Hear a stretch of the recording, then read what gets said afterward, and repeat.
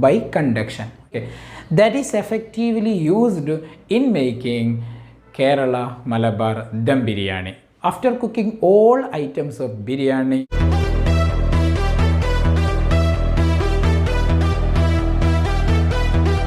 hi friends, welcome to the next topic of our crash program or revision program of physics for NEET and JEE. The topic is thermal properties of matter. We are starting with the temperature scales. Okay, Kelvin scale, Celsius scale, Fahrenheit scale, these are the three common temperature scales, and there are two more scales, Rankine scale and Rømer scale. Okay, LFP is lower fixed point. LFP is lower fixed point. That means freezing point of water is marked, and UFP is upper fixed point, where boiling point of water is marked. Okay, you can see a table here. Kelvin scale symbol is given the K for degree Celsius, Fahrenheit scale, Rankine scale, Rømer scale. Their symbols are given the lower fixed point, that means freezing point of water, and upper fixed point means boiling point of water. Okay, and number of divisions means upper fixed point minus lower fixed point. Okay, you can see on Fahrenheit scale, lower fixed point or freezing point of water is 32 degrees Fahrenheit, and boiling point or UFP is marked as 12 degree Fahrenheit. And on Rømer scale, it is 0 degree Rømer, and upper fixed point is 80 degree Rømer. And on Rankine scale, lower fixed point is 460 Rankine, and upper fixed point is 672 Rankine. Okay, these are the comparison between the main temperature scales. And Kelvin scale is also called thermodynamic scale. The Kelvin scale is also called thermodynamic scale, and Kelvin is the SI unit of temperature.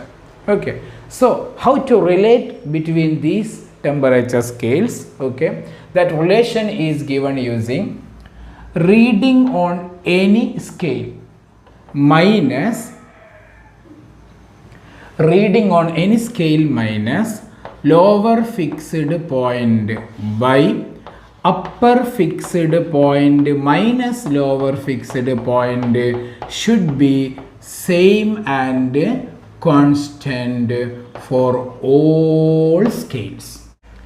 While we are comparing the five major scales of temperature, we can say first Kelvin scale, K minus LFP is 273, UFP minus LFP for Kelvin scale is 100, equal to Celsius scale, C minus 0 degree Celsius is LFP by 100 is LFP minus UFP, that is equal to, for Fahrenheit scale, F minus 32 by F minus 32 by Fahrenheit UFP minus LFP is 212 minus 32 will get 180, and for Rømer scale, R minus 0 by 80 minus 0.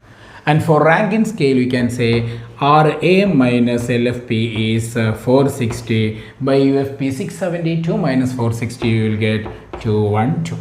Okay, using this first two, K minus 273 by 100 equal to C by 100, then we will get a relation between Kelvin scale and Celsius scale. So K minus 273 is C, that we already know. Kelvin scale value minus 273 will get Celsius scale, and Kelvin scale is Celsius scale value plus 273. Okay, like we can compare all the temperature scales. And here in exam we got a question. Okay, in a scale,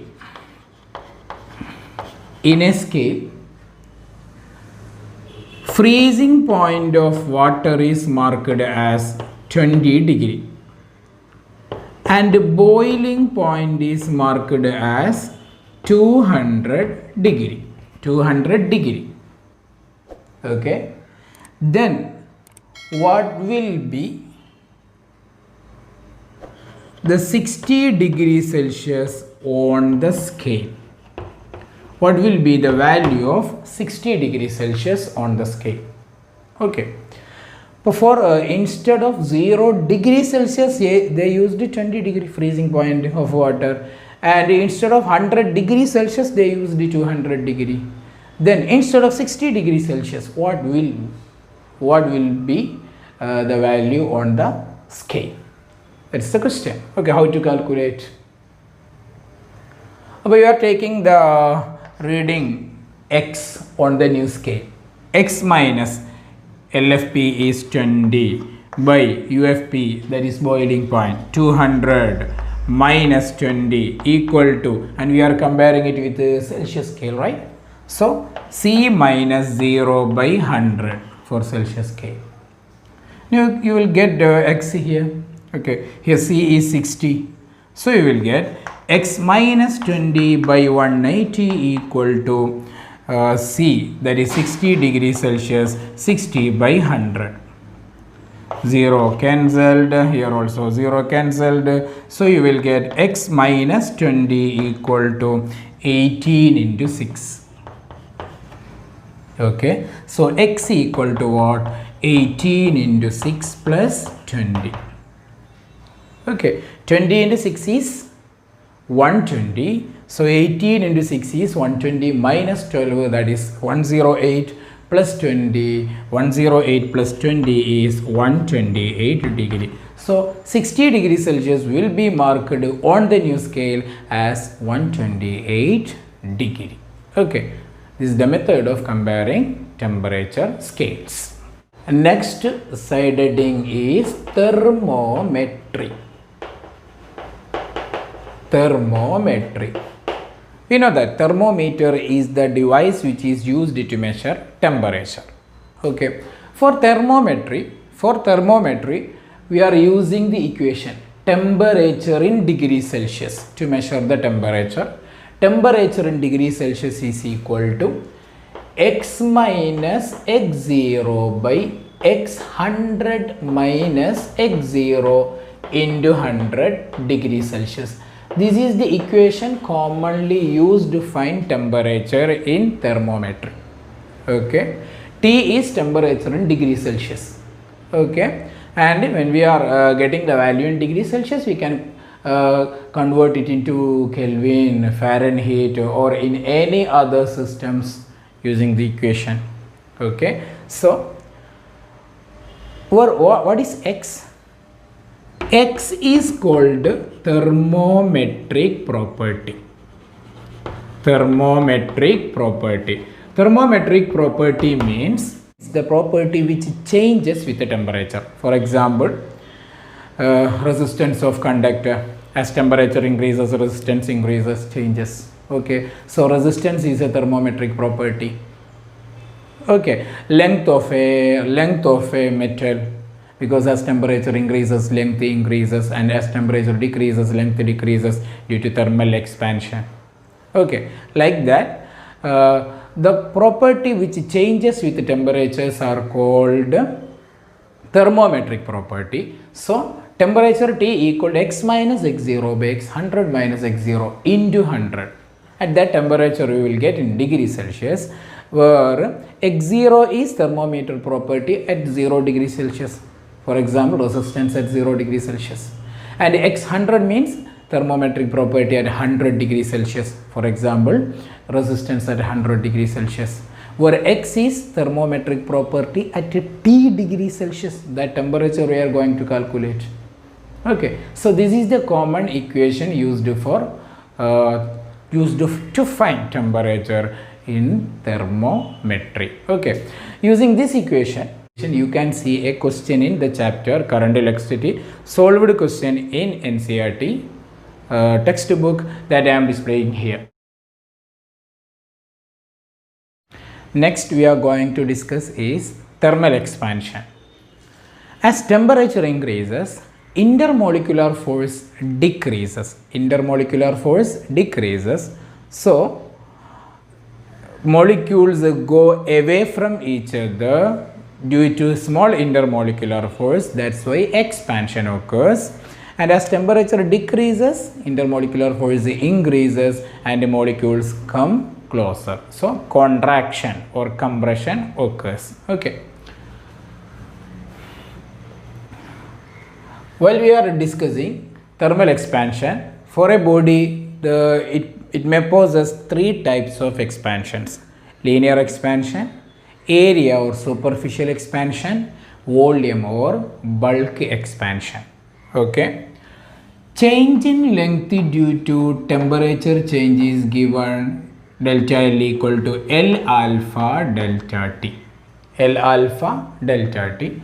Change in area with the temperature change is found using A beta delta T, and change in volume with the temperature change is found using V gamma delta T. L alpha delta T change in length, A beta delta T change in area, and V gamma delta T change in volume or delta T is the change in temperature. Okay. Alpha is thermal coefficient of linear expansion. Alpha is thermal coefficient of linear expansion, that is found using alpha equal to what? Delta L by L into 1 by delta T. Delta L by L into 1 by delta T, where delta L by L is the linear strain. Linear strain. So linear strain per unit change in temperature is alpha.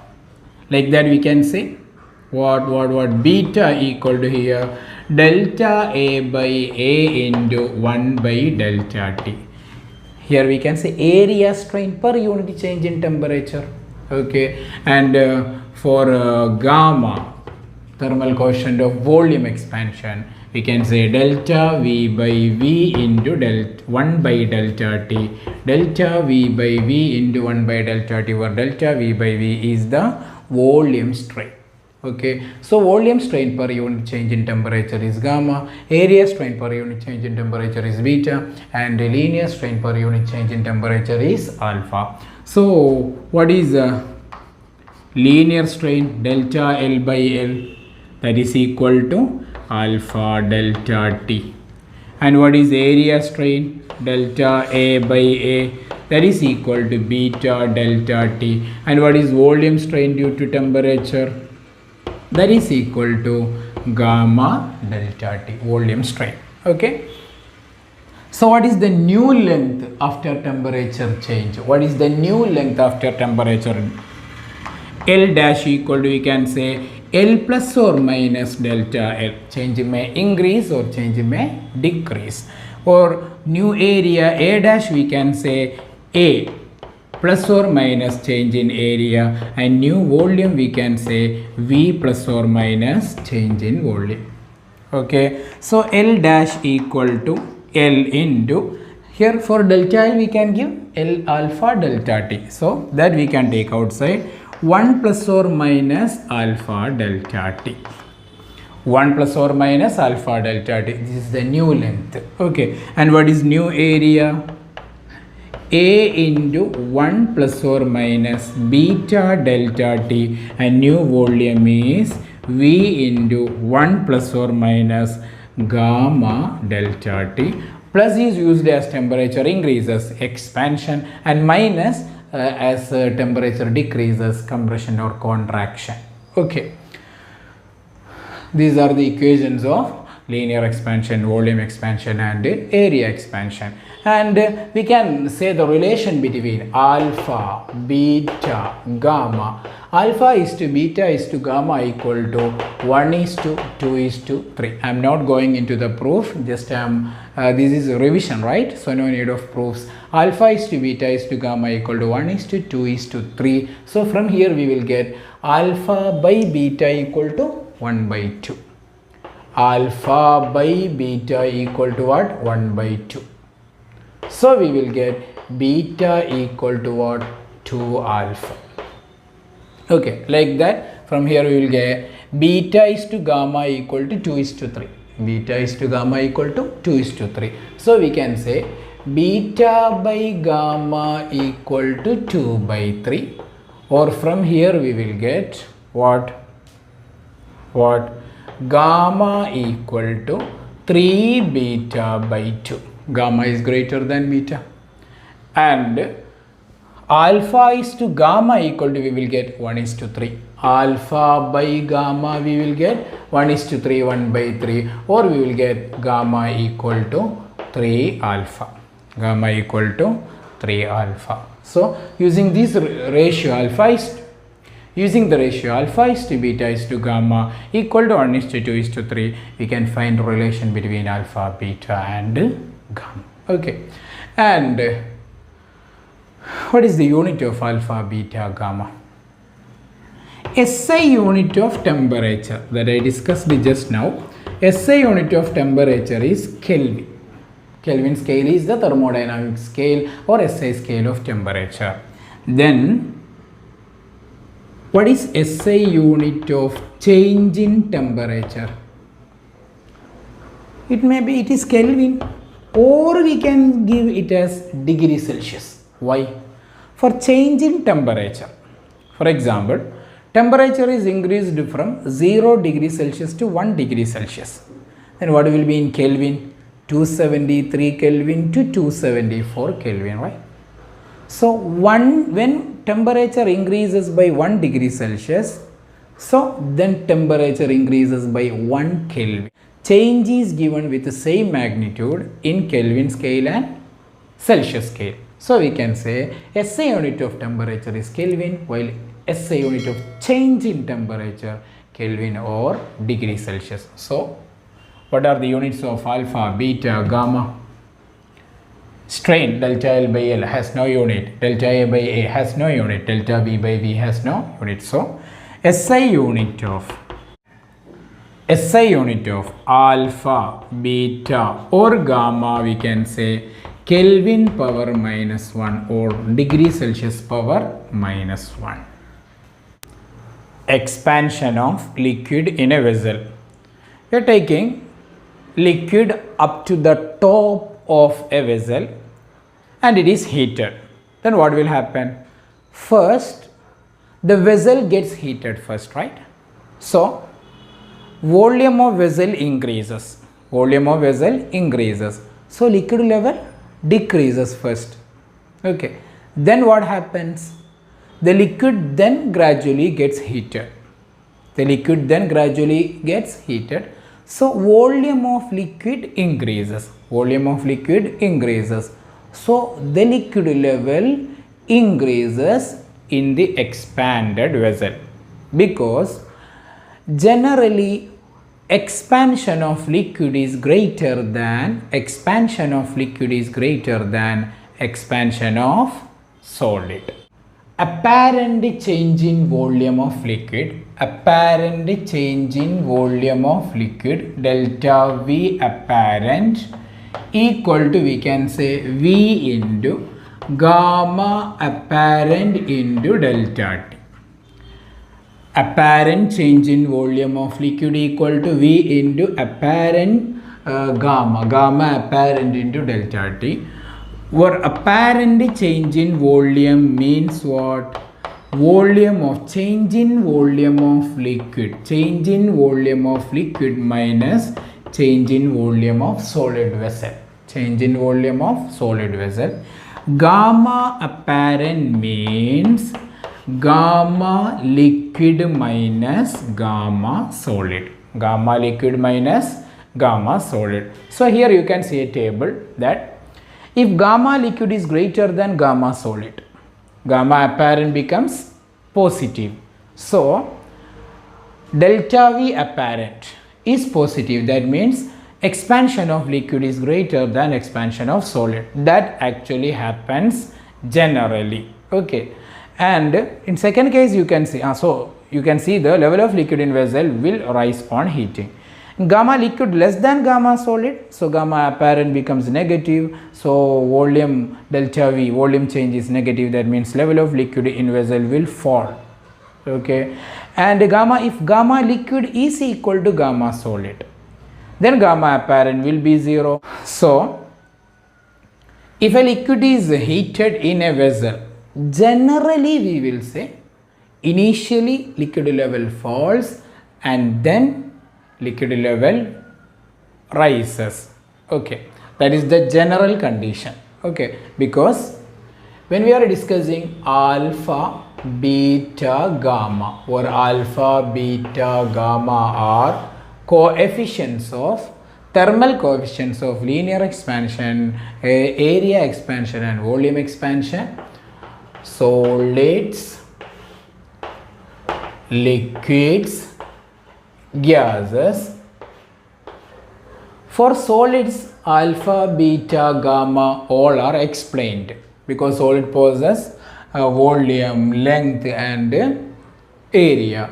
But for liquids and gases, only volumes are defined, no area and no linear, no length for solid as for liquid and gases. So alpha, beta, gamma, the three are defined only for solids, and gamma is defined for all states of matter, solid, liquids and gases. And generally gamma gas greater than gamma liquids greater than gamma solids. Gamma gas greater than gamma liquid greater than gamma solid. Next heading, anomalous behavior of water. Anomalous behavior of water. Generally, as temperature increases, what should happen? The liquid, solid and gas expands. Okay, volume should increase. But for water, it is okay if temperature is greater than 4 degrees Celsius. That means for water, if temperature increases from 4 degrees Celsius to 100 degrees Celsius, it expands. Okay, but below 4 degrees Celsius, if temperature increases from 0 degrees Celsius to 4 degrees Celsius, what happens? Volume decreases, no expansion but compression. Okay, and density increases. If volume decreases, density should increase. And if temperature decreases from 4 degrees Celsius to 0 degrees Celsius, volume increases. That means density decreases. Okay, this behavior of water below 4 degrees Celsius is known as anomalous behavior of water. Anomalous behavior of water. Okay, so density of water is maximum at 4 degrees Celsius.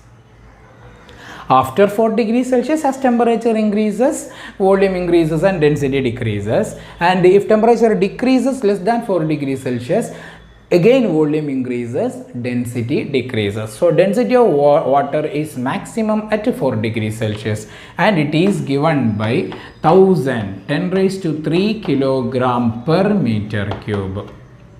Density of water, okay, at 4 degrees Celsius, or this we can say 1 gram per centimeter cube or 1 gram per cc. 1 gram per cc. Okay. Next heading, anomalous behavior of water. Anomalous behavior of water. Generally, as temperature increases, what should happen? The liquid, solid and gas expands.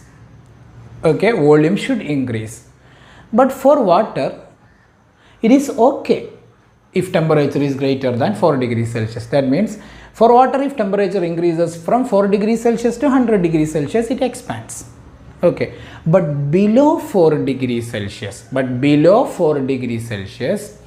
if temperature increases from 0 degrees Celsius to 4 degrees Celsius, what happens? Volume decreases, no expansion but compression. Okay, and density increases. If volume decreases, density should increase. And if temperature decreases from 4 degrees Celsius to 0 degrees Celsius, volume increases. That means density decreases. Okay, this behavior of water below 4 degrees Celsius is known as anomalous behavior of water. Anomalous behavior of water. Okay, so density of water is maximum at 4 degrees Celsius. After 4 degrees Celsius, as temperature increases, volume increases and density decreases. And if temperature decreases less than 4 degrees Celsius, again volume increases, density decreases. So density of water is maximum at 4 degrees Celsius, and it is given by 10 raised to 3 kilogram per meter cube. Density of water, okay, at 4 degrees Celsius. This we are taking as 10 raised to 3 kilogram per meter cube, or this we can say 1 gram per centimeter cube, or 1 gram per cc. 1 gram per cc. Okay, and a small change in volume and a small change in density. So generally we are taking density of water as 1 gram per cc, or 10 raised to 3 kilogram per meter cube, generally in all conditions. But it is correctly at 4 degrees Celsius. It is the maximum density of water. Okay, and what is the density of ice at 0 degrees Celsius? Density of ice is actually 916 kilogram per meter cube, or 0.916 gram per centimeter cube. 0.916 gram per centimeter cube. So here density of ice is less than density of water. For all other substances, density in solid state is greater than density in liquid state, but for water, density in liquid state is greater than density in solid state. That is why ice lies above the liquid surface. That is why ice lies above the water surface.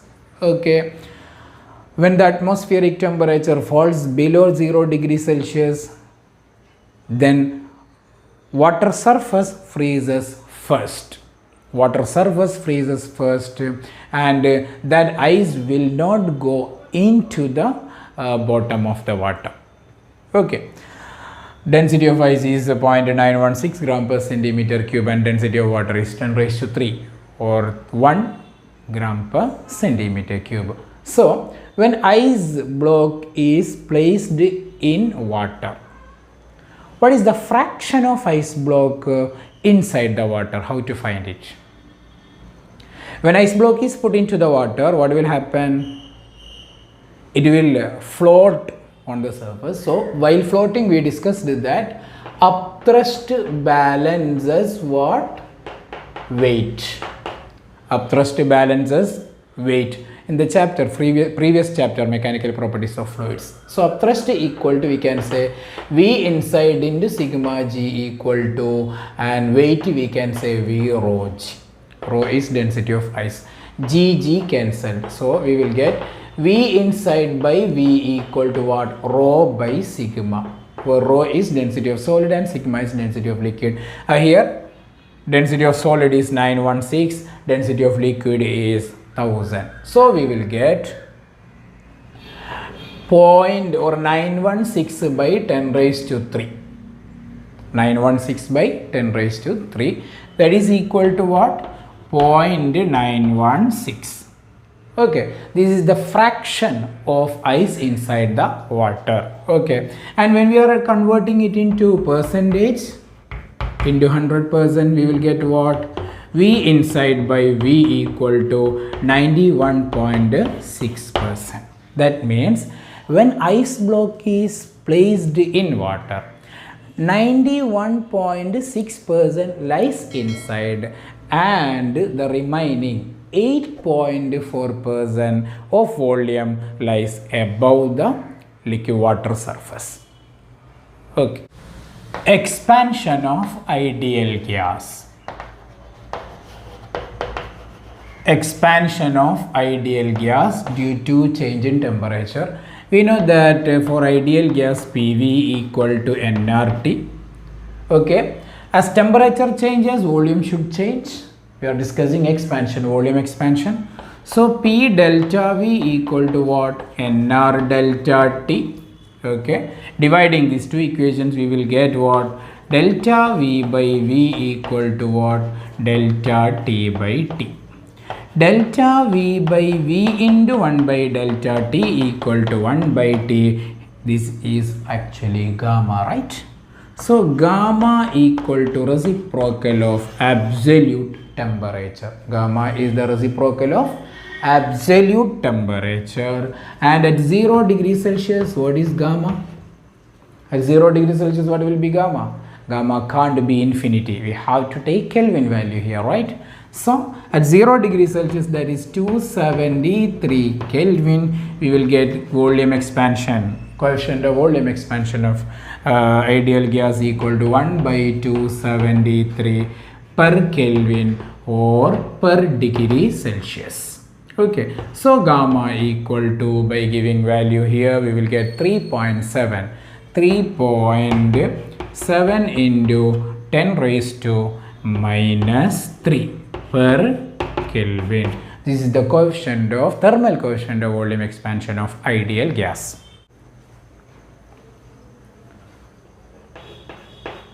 For a simple pendulum, SP means simple pendulum, what is time period? T equal to 2 pi root L by G.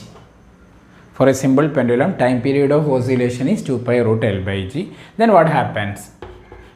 As temperature increases, here I am gave T for time period, right? Okay, so don't get confused. As temperature increases, length of the string increases, expansion. As length increases, time period increases. Time period increases means omega, speed of swinging decreases. It will take more time for oscillation. That means speed decreases. Like that we can say as temperature decreases, speed increases. So we can say a statement. A pendulum goes faster in winter and slows down in summer. A pendulum goes faster in winter and slows down in summer. Okay, and the change in time period is found using the equation T into half alpha delta theta. I am not going into the proof, equation only. Change in time period, this delta T is change in time period, not change in temperature. Okay, don't get confused. Okay, this delta T indicates change in time period, and T indicates actual time period. And delta theta indicates change in temperature.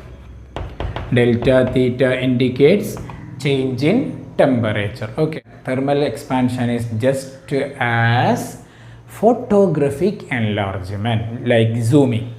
Okay, so when we are zooming this object, what will happen? Size of the hole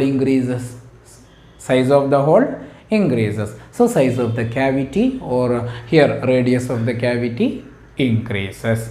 Diameter also increases. Area of the cavity also increases.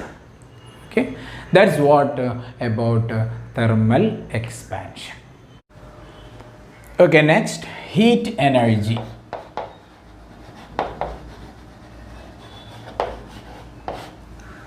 Heat energy, equation of heat, delta Q equal to mc delta T.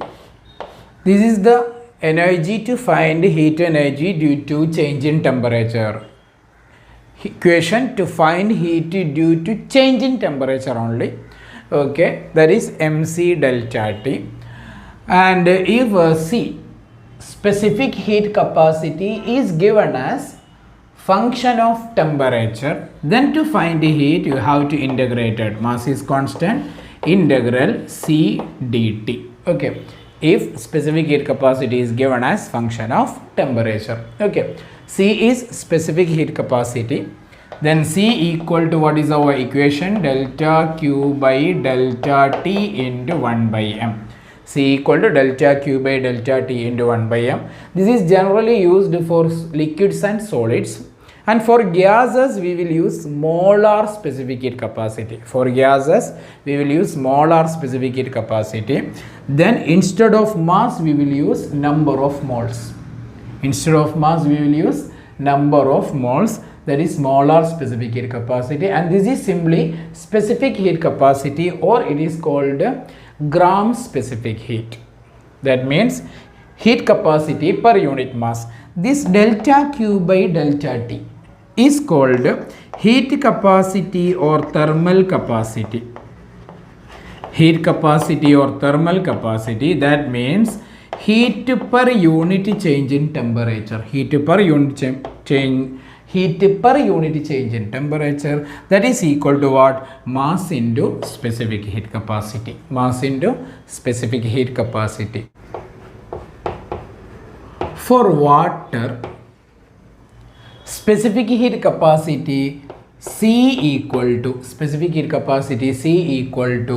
4186 joule per kilogram per Kelvin. C equal to 4186 joule per kilogram per Kelvin. Okay, for this we can approximately used into 4200. 4186 around 4200 joule per kilogram per Kelvin. And if you are converting it into calorie per gram per Kelvin or calorie per gram per degree Celsius, that is the practical unit, we will get 1 calorie per gram per degree Celsius. 1 calorie per gram per degree Celsius. From here we will get C equal delta Q by delta T into 1 by M. Joule per kilogram per Kelvin, or for change in temperature you can use degree Celsius. Okay, calorie per gram per degree Celsius is the practical unit, and joule per kilogram per Kelvin is the SI unit of specific heat capacity. Value 4186, you can write 4200 approximately. Okay, and for ice specific heat capacity is correctly 2060 joule per kilogram per Kelvin, or its value is approximately half of specific heat of water, that is around, we can say, 0.5 calorie per gram per degree Celsius. So we can say sea ice is approximately sea water by 2, half of sea water by 2, approximate value. So approximately sea ice is 0.5 calorie per gram per degree Celsius, and the correct value is 2060 joule per kilogram per Kelvin in SI system. Okay, so what do you mean by 1 calorie? Now equation delta Q equal to MC delta T. If mass of water is 1 gram, I am taking water mass 1 gram, and whose change in temperature is 1 degree Celsius. Whose change in temperature is 1 degree Celsius, then in Kelvin also its temperature change is 1 Kelvin. That is from 14.5 degrees Celsius to 15.5 degrees Celsius. From 14.5 degrees Celsius to 15.5 degrees Celsius, then delta Q equal to mass 1 gram C 1 calorie per gram per degree Celsius into change in temperature is 1 degree Celsius. So what will you get? Gram cancelled, per degree Celsius cancelled. So you will get delta Q equal to what? 1 calorie. Delta Q equal to what? 1 calorie. So we can say definition of 1 calorie from here. 1 calorie is the heat required to change the temperature of 1 gram mass water from 14.5 degrees Celsius to 15.5 degrees Celsius. Okay, we have to take temperature change as 1 degree Celsius, that's from 14.5 degrees Celsius to 15.5 degrees Celsius. Why? Specific heat of water changes slightly according to the temperature and its value becomes 1 at 15 degrees Celsius. Its value becomes correct 1 calorie per gram per degree Celsius at 15 degrees Celsius. So, to get 1 calorie correctly here, we have to change the temperature of water from 14.5 to 15.5. Change in temperature 1 degree Celsius, 1 gram mass water, that heat required to change the temperature of 1 gram mass water by 1 degree Celsius from 14.5 degrees Celsius to 15.5 degrees Celsius. That is the definition of 1 calorie. Side heading, principle of calorimetry. Calorimetry means measurement of heat. Thermometry means measurement of temperature. Calorimetry means measurement of heat. Okay, and the device used to measure heat is called calorimeter. Okay, listen here. What is the principle of calorimetry? When two substances at different temperatures are mixed, then we will say heat lost by a body is equal to heat gained by the other body, because body with higher temperature or substance with higher temperature possesses higher heat energy and substance with lower temperature possesses small heat energy, low heat energy. So heat will always flow from higher temperature to lower temperature. So heat lost by the higher temperature body equal to heat gained by the lower temperature body. Heat will flow till their temperatures becomes equal. That temperature is called equilibrium temperature, or we can say it as temperature of mixture. So we can say heat gained by one substance equal to heat lost by the other. Okay, heat gained equal to heat lost. That is the principle of calorimetry, and this principle is based on the law of conservation of energy. Energy can neither be created nor be destroyed. Okay, so the heat is transferred from one system to the other system. Okay, here, and now listen, two masses, two substances of masses M1 and M2. M1 and M2, temperatures, having temperatures T1 and T2 and having specific heats C1 and C2 are mixed. Then what will be the temperature of mixture? What will be the temperature of mixture? I am not going into the proof.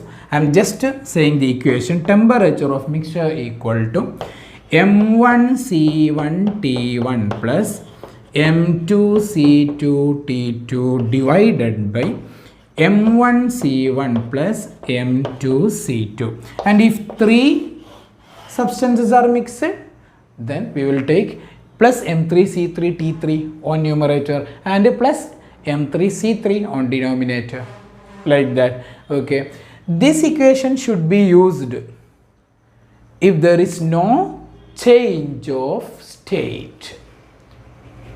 That means substances are still in their original state. Next side heading, latent heat, capital L. Okay. When a system changes its state, when a substance changes its state, that heat delta Q should be calculated using the equation mass into latent heat. Mass into latent heat. Then latent heat is, or heat of transformation is defined as heat per unit mass when a system changes its state. Okay, when temperature changes, we will use mc delta T, and when system changes its state, we have to use mass into latent heat. We have to use mass into latent heat. Then latent heat is heat per unit mass when a system changes its state. Okay, solid when converts into liquid, melts into liquid, or liquid freezes into solid. Liquid freezes into solid. At the case, we will use latent heat of fusion, LF, latent heat of fusion. And when liquid converts into gas, boils into gas, or gas condense into liquid, then we will use latent heat of vaporization, LV. Okay. For water, for H2O, we can say H2O. Okay. For H2O, latent heat of fusion is called latent heat of ice. Its value is around 80 calorie per gram in practical unit, and in SI system its value is around 336 kilojoule per kilogram. 336 kilojoule per kilogram. And latent heat of vaporization for H2O, that is called L steam, that is equal to 540 calorie per gram. 540 calorie per gram, or 2260 kilojoule per kilogram. 2260 kilojoule per kilogram. That means to convert 1 gram ice from 0 degree Celsius to 1 gram water at 0 degree Celsius, 80 calorie energy is absorbed. Okay. Or to convert 1 kilogram ice at 0 degree Celsius to 1 kilogram water at 0 degree Celsius, 336 kilojoule energy should be given to the system. Okay. When solid converts into liquid, that is melting process, and when liquid converts into gas, that is boiling process, heat is absorbed. And when gas converts into liquid, condensation process, and when liquid converts into solid, that is freezing process, heat is released. So listen here. Steam possesses 540 calorie per gram heat at 100 degrees Celsius. Okay. When that steam converts into water at 100 degrees Celsius, per gram 540 calorie heat is liberated, released. Okay. So when getting burned with 100 degrees Celsius water and 100 degrees Celsius steam, it is more dangerous to get burned with 100 degrees Celsius steam, because per gram around 540 calorie heat is extra released when getting burnt with 100 degrees Celsius steam. Question: find work done to convert. Find work done to convert 1 gram ice at minus 10 degrees Celsius to steam at 100 degree Celsius. How to find? 1 gram ice at minus 10 degrees Celsius is converted into steam at 100 degrees Celsius. How many processes will be there? 2 processes, 1 process, 3 processes, how many processes? Just think about. First, we have to convert ice at minus 10 degrees Celsius to ice at 0 degrees Celsius.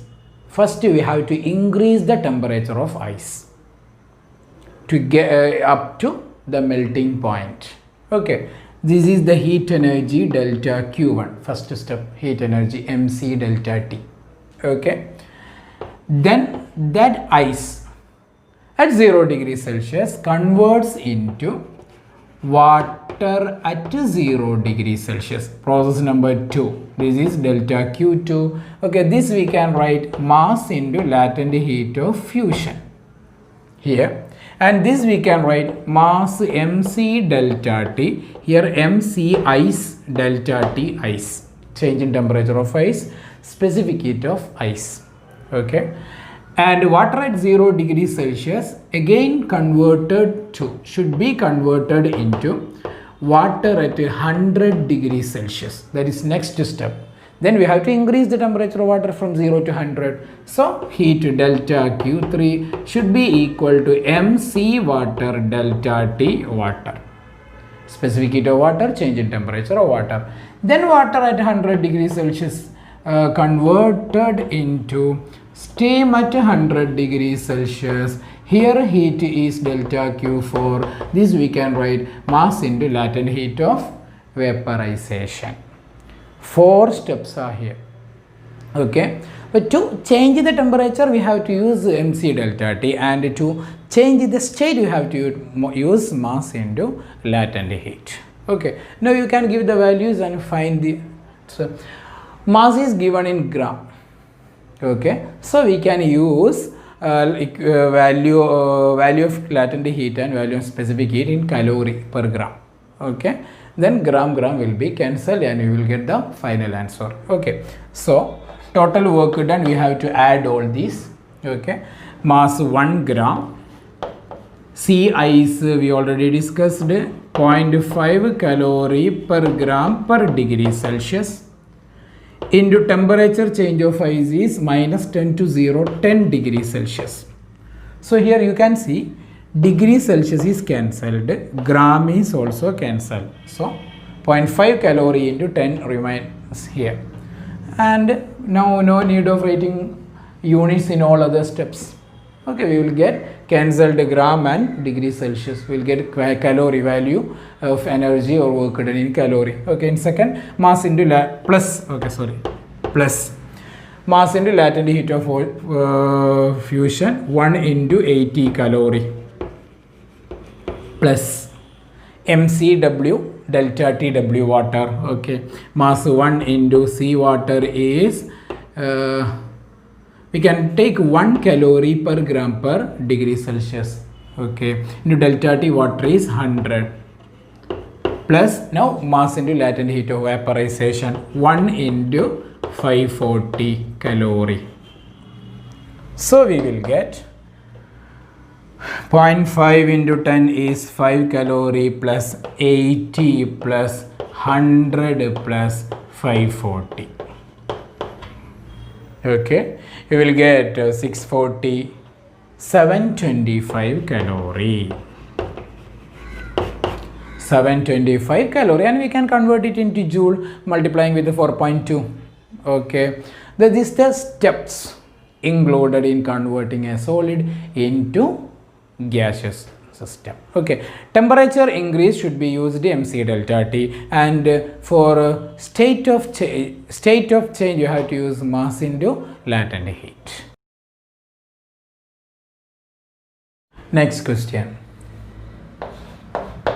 When 1 gram ice at 0 degrees Celsius is mixed with 1 gram steam at 100 degrees Celsius, what is the temperature of mixture?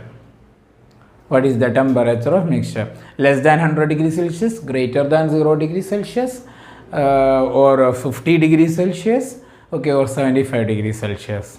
Okay, how to find here? 1 gram ice at 0 degrees Celsius will get heat from steam at 100 degrees Celsius because steam possesses more energy. So 1 gram ice converts into 1 gram water, right? At 0 degrees Celsius. Processes happening for ice. Then that 1 gram water will convert into 1 gram water at 100 degrees Celsius. Just guessing the processes and finding the energy. Okay, 1 gram ice to convert 1 gram water, 80 calorie will be the energy here, because mass into latent heat, mass is 1 gram. Okay, and here energy 1 gram water converts into 1 gram water, mc delta t, mass 1, c1, change in temperature is 100. So here it is 100 calorie. So total energy 180 calorie is needed to convert 1 gram, that 1 gram ice to water at 100 degrees Celsius. Now 1 gram steam at 100 degrees Celsius converts into 1 gram water at 100 degrees Celsius. What will be the energy released in this process? 540 calorie energy will be released. 540 calorie energy will be released here. But for ice to convert into water at 100 degrees Celsius, how much energy is enough? 180 calorie energy is enough. So we can say 180 is just 1/3 of 540 calorie, right? So here what happens is only 1/3 gram steam at 100 degrees Celsius will convert into water at 100 degrees Celsius. Only 1/3 gram steam will convert into water at 100 degrees Celsius. That energy is enough for ice at 0 degrees Celsius to convert into water at 100 degrees Celsius. Then what happens here? When 1 gram steam is at 100 degrees Celsius is mixed with 1 gram ice at 0 degrees Celsius, only 1/3 of the steam converts into water at 100 degrees Celsius, and with that energy ice at 0 degrees Celsius converts into water at 100 degrees Celsius. So the final temperature is 100 degrees Celsius. Final temperature is 100 degrees Celsius. Okay, here remaining mass of water 1 gram plus 1/3 gram or 4/3 gram. 1 gram ice converts into water at 100 degrees Celsius and 1/3 gram steam converts into water at 100 degrees Celsius. Remaining mass of ice 0. Remaining mass of steam 2/3 gram, because 1/3 is converted into water at 100 degrees Celsius. So we can say when m gram steam at 100 degrees Celsius is mixed with m gram ice at 0 degrees Celsius, resulting temperature is 100 degrees Celsius. 1/3 of steam converts into water at 100 degrees Celsius, and the complete ice converts into water at 100 degrees Celsius. So the remaining mass of steam is 2/3 m, remaining mass of ice is 0, remaining mass of water at 100 degrees Celsius is 4m/3. Okay, the last portion of the chapter, heat transfer. Heat always transfer from higher temperature to lower temperature, higher temperature to lower temperature. There are 3 methods for heat transfer: conduction, convection, radiation. For conduction and convection, medium is required, and for radiation, no need of the medium. Radiation means heat transfer in the form of electromagnetic wave, infrared rays. Okay, so first we are discussing conduction.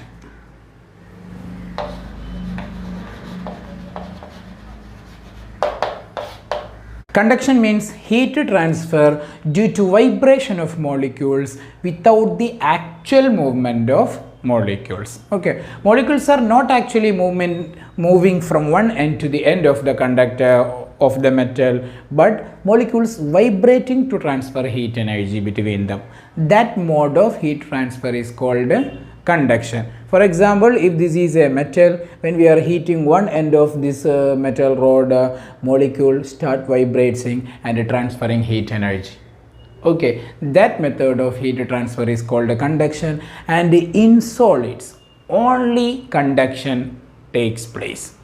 In solids only conduction takes place, but in fluids, that means liquids and gases, conduction and convection are possible.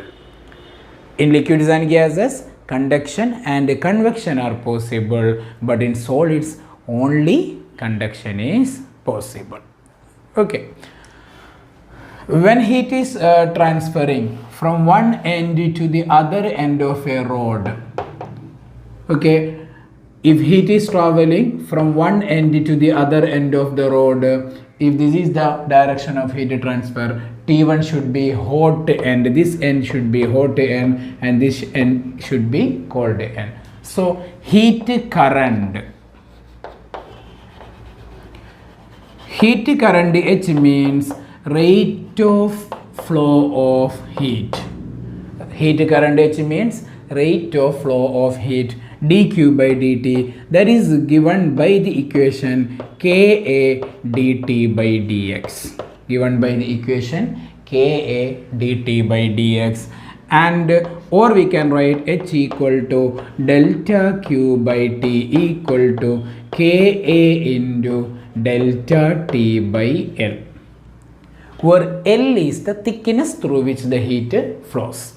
Okay, L is the thickness through which the heat flows, and delta Q is the heat flowing through the conductor from hot end to the cold end. Delta T is the temperature difference, A area of cross section, L length of the conductor, and K is called coefficient of thermal conductivity. Coefficient of thermal conductivity. Okay, that means for good conductors of heat, value of K is large, and for bad conductors of heat or for insulators of heat, K is small. Okay, so by knowing value of K, we can understand if is it a good conductor of heat or not. Okay, what will be the unit of K? Heat current H equal to heat flow by time. Okay, joule per second. Joule per second is actually what? Energy by time is actually what? Power. So heat current we can say power of heat flow. Heat current is actually what? Power of heat flow. So heat current, unit of heat current is same as power, watt. Okay, here we will get watt, for length meter, area meter square. So 1 meter will be cancelled. That meter will come here, watt per meter, and delta T degree Celsius or Kelvin. So unit of K is, SI unit of K is watt per meter per Kelvin.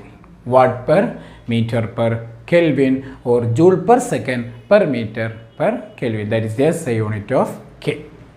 Okay. Generally, good conductors of heat are good conductors of electricity, example metals, and bad conductors of heat are bad conductors of electricity, non-metals, plastic. Okay, except in case of human body and mica. Okay, human body is a good conductor of electricity but bad conductor of heat. That means when we are putting our hand on the stove, right hand on the stove, heat will not conduct from that hand to the left hand. Okay, conduction, but electricity will conduct, right? So human body is good conductor of electricity but bad conductor of heat, and like that mica is good insulator of electricity but good conductor of heat. Okay, generally we will say all metals are good conductors of heat and electricity.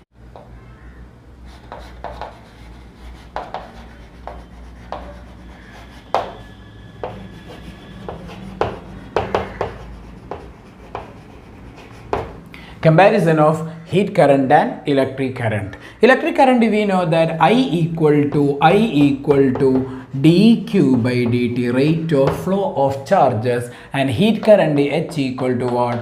D capital Q by T, that means rate of flow of heat. And electric current I, we know that V by R according to Ohm's law. What is V? V is the potential difference. PD, potential difference by electric resistance is R. Okay, like that here we can write heat current H equal to delta T by R. Temperature difference by thermal resistance, that is capital R. There R is electric resistance, here R is thermal resistance. Okay, so when we are taking the equation H equal to Ka delta T by L, comparing this with delta T by R, we will get, no need of H here, we will get, what is R? R equal to L by Ka. R equal to L by Ka. In electricity, resistance R equal to what? Rho L by A. In current electricity. Okay. Rho is what? Resistivity. It is the reciprocal of conductivity. So we can say L by sigma A. So instead of electric conductivity, we will use here thermal conductivity, capital K. Okay. So we can easily compare with electric current and heat current. Series connection of thermal conductors. Here area of cross section should be same. In series connection, area of cross section should be same. That we are discussing. That condition only we have to study. Okay.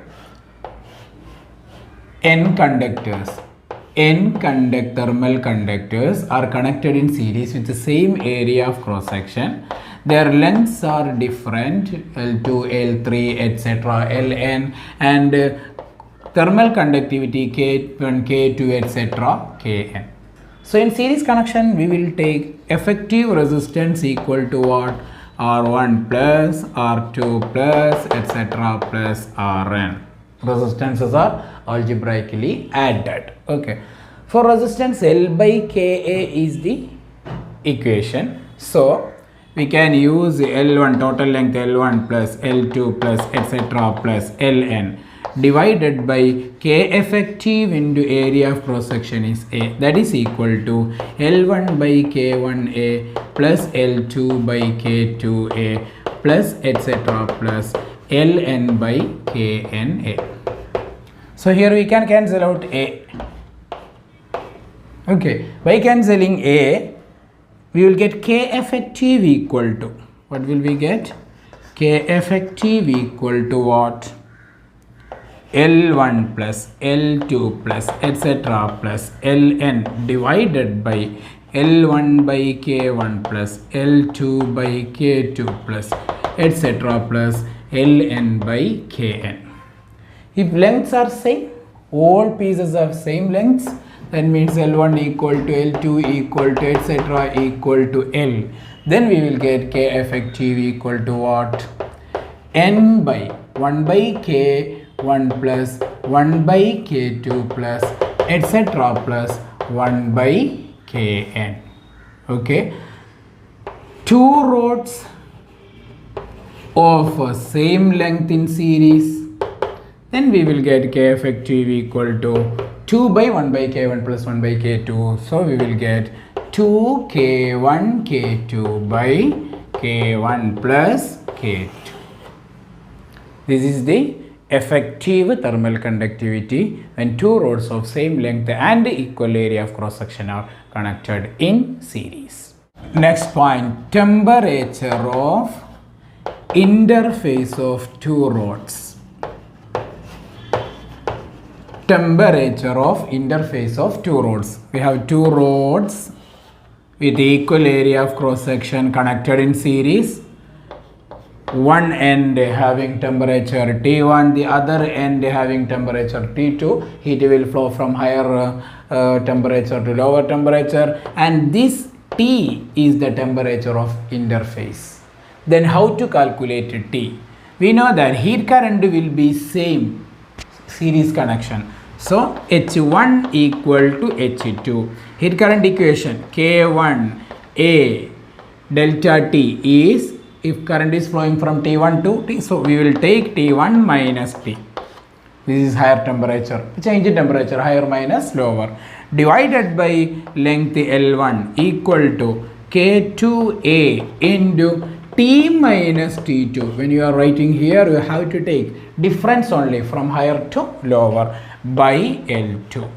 A will be cancelled, and by solving you will get T equal to temperature of interface equal to K1 T1 L2 plus K2 T2 L1 divided by K1 L2 plus K2 L1. This is the temperature of interface. If their lengths are equal, L1 equal to L2, then we will get temperature of interface equal to K1 T1 plus K2 T2 divided by K1 plus K2. Parallel connection of conductors. In parallel connection, we are taking same length but different area of cross section. Same length but different area of cross section. So temperature change will be same. Temperature change will be same. K1, K2, K3, etc. Kn. Okay. All the conductors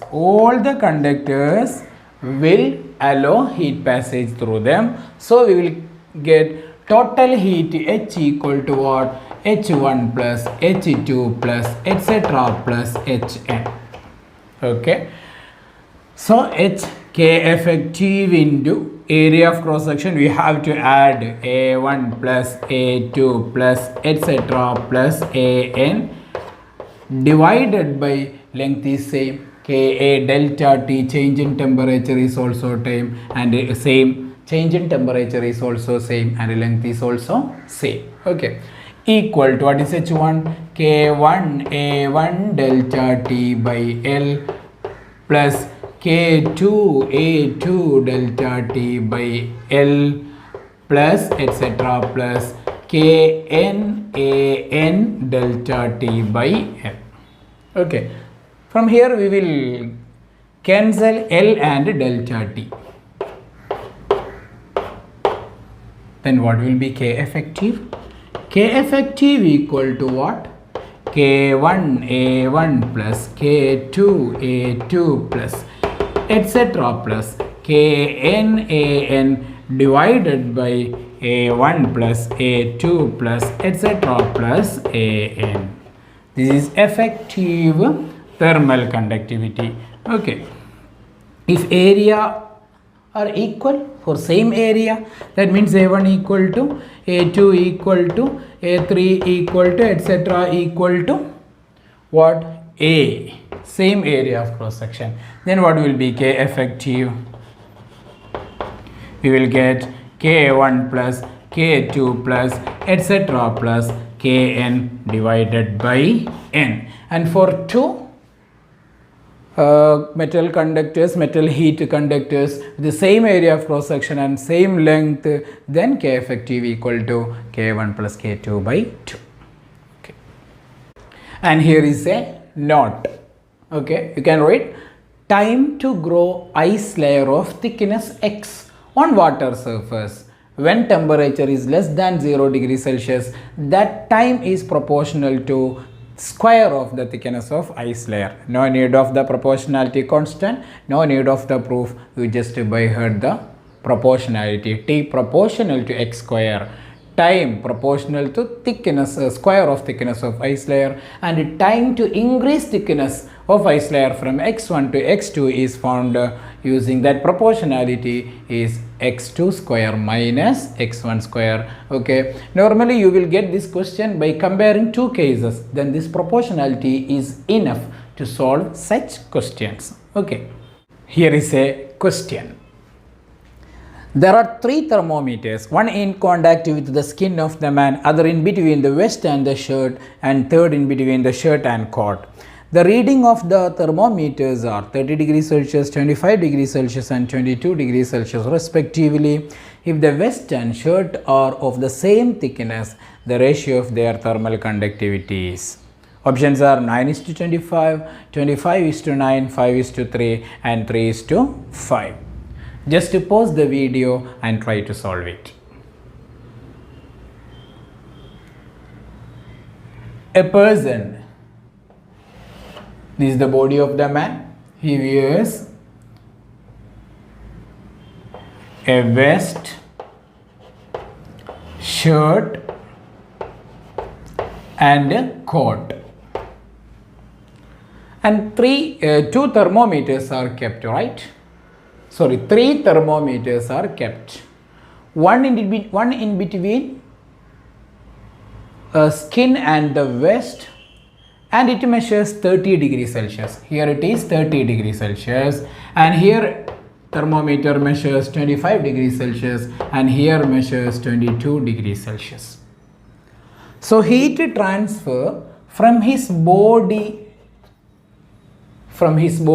towards right, or to the vest, then to the shirt and then to the coat. So this is as series connection. Okay, so in series connection current is same, right? So we can say conductivity of vest, heat current in vest is same as heat current in shirt.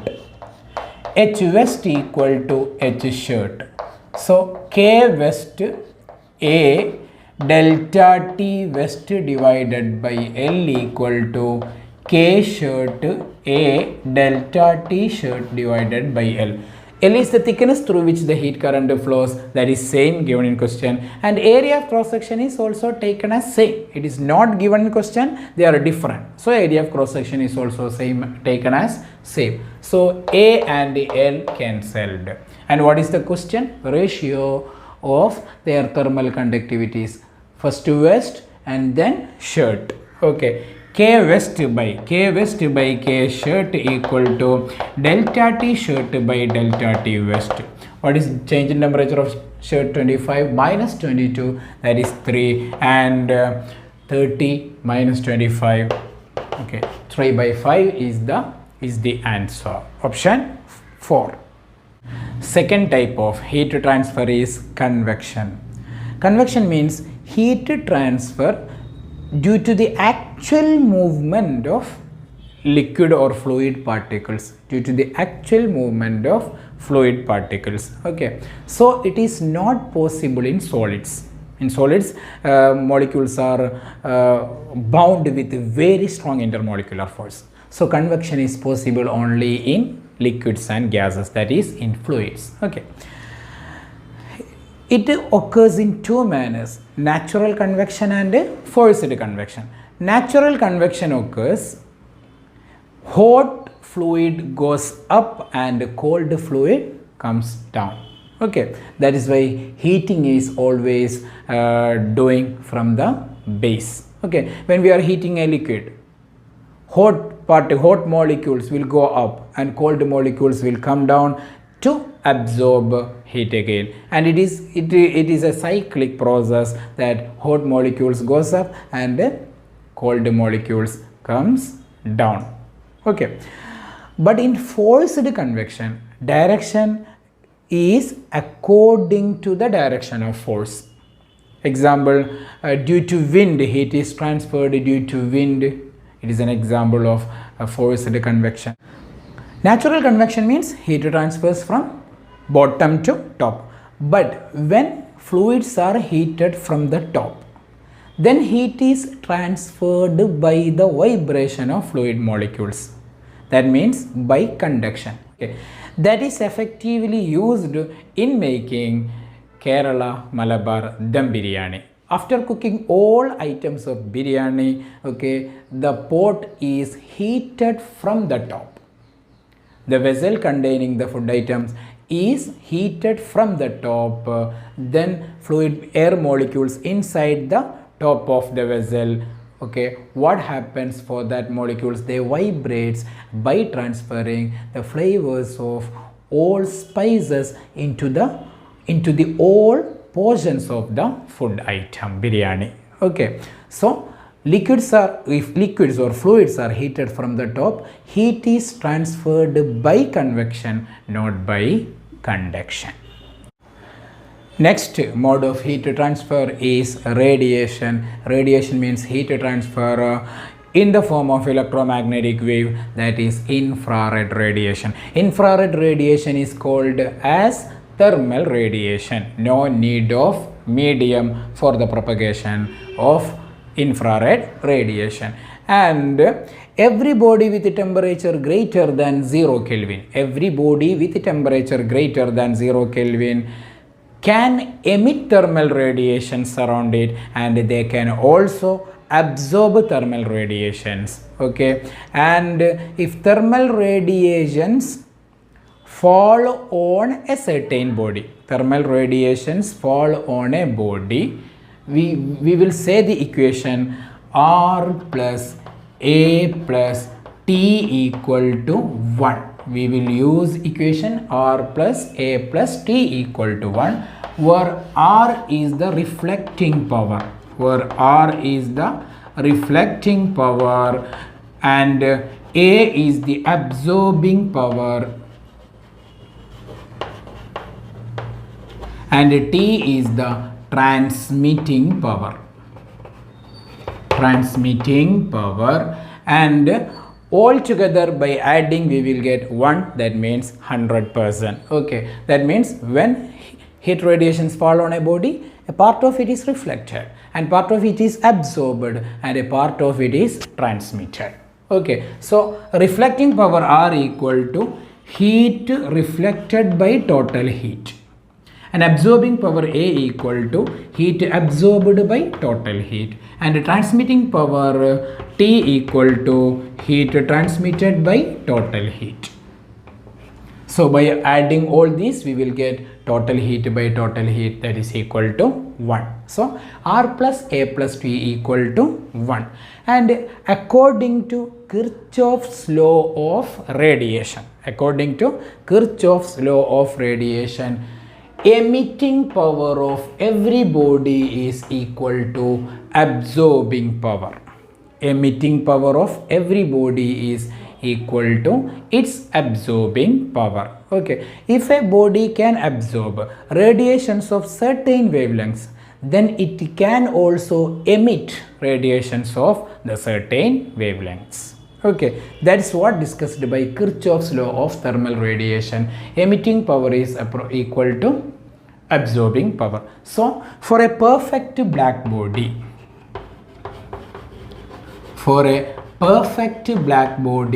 black body means it can absorb all types of radiation. That means its absorptivity equal to 1, its reflecting power equal to 0, and its transmitting power equal to 0. It can absorb all the radiations. No reflecting power, it will not reflect any radiation, and it will not transmit any radiation. It will absorb all the radiation. So up to absorbing power is maximum 1. So its emissive power or emitting power is also maximum equal to 1. Okay, for a perfect black body. Wien's displacement law. He says wavelength of maximum intensity radiation is inversely proportional to temperature, or we can say frequency of maximum intensity radiation is directly proportional to temperature. That means very high body with very high temperature can emit radiations with very high frequency, with very high energy. Okay, so lambda m equal to a constant by T. That constant is called Wien's constant. And its value is 2.89 into 10 power minus 3 meter Kelvin. 2.89 into 10 power minus 3 meter Kelvin. Next is Stefan's law, or you can pronounce Stephen's law. Okay, it says intensity of black body, intensity of black body radiation. I proportional to fourth power of absolute temperature. I proportional to fourth power of temperature. I is what? Power by area. Power by area equal to a constant sigma into T power 4. That constant sigma is called Stefan's constant. Sigma is called Stefan's constant, and its value is 5.67 into 10 power minus 8. 5.67 into 10 power minus 8, and unit we will get from here watt per meter square Kelvin power minus 4. Watt per meter square Kelvin power minus 4 value of sigma.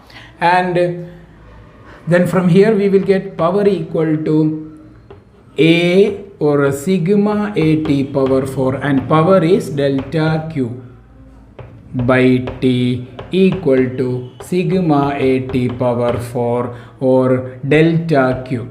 Is delta Q by T is actually heat current due to radiation. Then delta Q equal to, we will get what? Sigma A T T power 4. This is the heat emitted due to radiation. If the surrounding temperature is T0, then heat emitted delta Q equal to sigma A T into T power 4 minus T0 power 4. Okay, sigma A T power 4 is heat emitted by radiation, and sigma A T naught power 4 is heat absorbed by radiation. So the difference will be the heat radiated by the body, effectively radiated heat by the body, sigma A T power 4 minus T0 power 4. Next, Newton's law of cooling.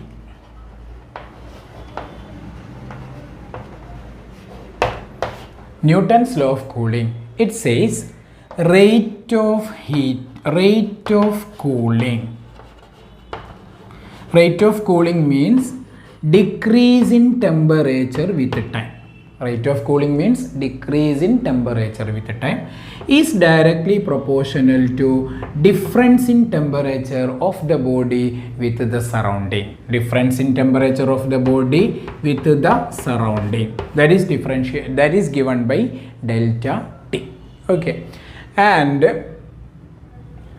this we can elaborate. How? If temperature of a body decreases from T1 to T2 in time small t, when atmospheric temperature is T0. Once more, if temperature of a body decreases from T1 to T2 in a time interval small t, when surrounding temperature is T0, then this equation we can rewrite as T1 minus T2 by time proportional to, here T is the temperature of the body. Okay, then here we have to take the average of T1 plus T2 by 2 minus T0. This is the equation to apply when we are using Newton's law of cooling. T1 minus T2 by time proportional to T1 plus T2 by 2 minus T0, or T0 or T0 is the surrounding temperature. Okay, here is a question. Hot water cools from 60 degrees Celsius to 50 degrees Celsius in the first 10 minutes and 42 degrees Celsius in the next 10 minutes. The temperature of the surrounding: 5 degrees Celsius, 10 degrees Celsius, 15 degrees Celsius, 20 degrees Celsius. Okay, first temperature decreases 60 degrees Celsius to 50 degrees Celsius, then to 42 degrees Celsius. Time is given. Here time is 10 minutes, here also 10 minutes. Then what we have to calculate? What is T0? You just pause the video and try to solve.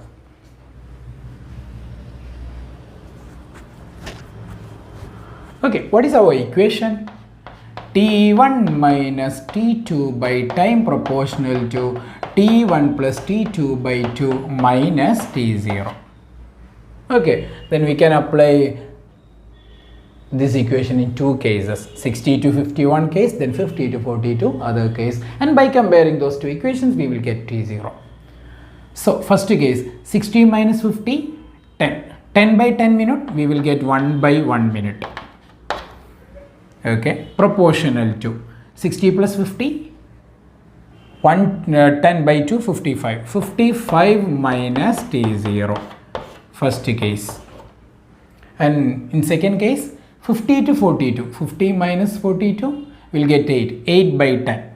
8 by 10 minute, we can write 4 by 5 minute. Proportional to 50 plus 42, 92 by 2, 92 by 2, 46. 46 minus T0, equation number 2. Then how to calculate? We can divide equation number 1 by 2. When we are dividing 1 by 2, minute will cancel. Okay, 1 by 2, then we will get 5 by 4 equal to 55 minus T0 by 46 minus T0. From here you can give options and check which option is correct, or you can solve it. Okay. Then you will get if T0 is 10 degrees Celsius. You just check with T0 10 degrees Celsius. 55 minus 10, 45. 46 minus 10, 36. 45 by 36 is dividing with a 9, we will get 5 by 4. So surrounding temperature is 10 degrees Celsius. Here our chapter thermal properties of matter is over, and next chapter we are going to discuss is thermodynamics. Okay, a study material with some questions, some entrance points is given in the description box. You just download it and try to solve all those questions, and keep going good. Best of luck. Stay safe.